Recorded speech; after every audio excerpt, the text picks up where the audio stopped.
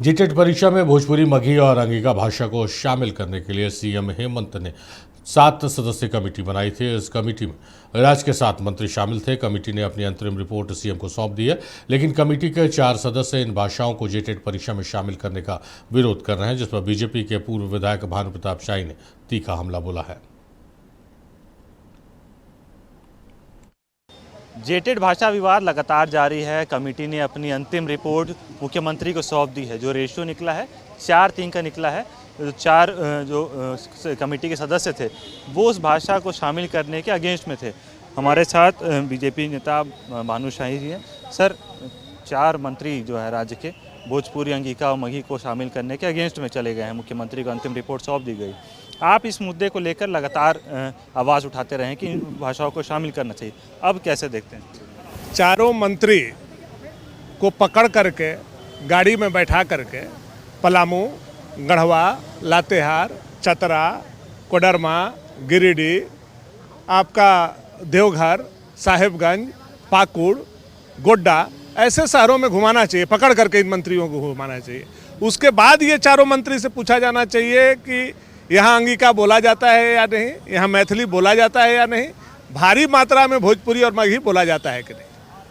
Mother tongue है हम लोगों का। जो भी सराउंडिंग हमारा बिहार का बॉर्डर एरिया है, ये चारों भाषाएं बोली जाती है। क्या दोष पाप किया है भोजपुरी, मगही, अंगिका और मैथिली वाले लोगों ने? आप भाषा के आधार पर झारखंड के लोगों के साथ अन्याय कर रहे हैं और संविधान का शपथ जो आपने लिया है कि सबके साथ एक समान, एक नज़र से हम न्याय करेंगे, वह हेमंत सोरेन जी नहीं कर रहे हैं और वो मंत्री भी नहीं कर रहे हैं। मंत्री भी नेता का शपथ। अब जो कमेटी बनी थी उसमें एक राजद के मंत्री थे, कांग्रेस के मंत्री थे और जेएमएम के मंत्री थे। जेएमएम के तीनों मंत्रियों ने इसके अगेंस्ट वोटिंग की है।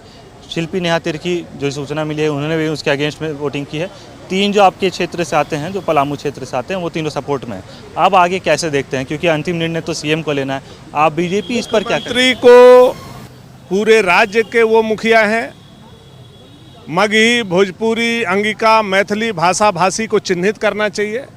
एक कमेटी बनाना चाहिए। सीनियर आईएएस ऑफिसर का कमेटी बना दीजिए, रिटायर जज का कमेटी बना दीजिए और अपने ये चारों निकम्मे मंत्रियों को भी उस कमेटी में जोड़िए और उनको ऑन स्पॉट भेजिए। पब्लिक में जाकर के पूछे कि आप कौन भाषा बोलते हैं, उसके बाद वो रिकमेंड करें।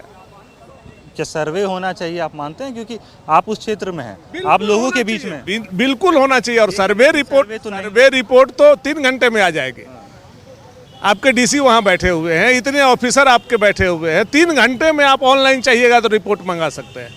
लेकिन ये सरकार भाषा विवाद करके पलामू को, गढ़वा को विलेन बना करके और बाकी राज्य के वोट को इकट्ठा करने का षड्यंत्र कर रही है और बाकी ये भाषा भाषी के लोग इस सरकार को भली भांति समझ रहे हैं। अब अगर मुख्यमंत्री इसको शामिल नहीं करते, क्योंकि अंतिम फैसला है, तब भानु शाही इस पर आवाज़ कैसे उठाएंगे, क्या करें? लोग डे 1 से, आपको स्मरण होगा कि हेमंत सोरेन जी का जब जब ये भाषा पर इन्होंने ये दोमुहा राय लेने का निर्णय लिया, तब से लेकर के आज तक हम लोग लड़ रहे हैं, आगे भी लड़ेंगे।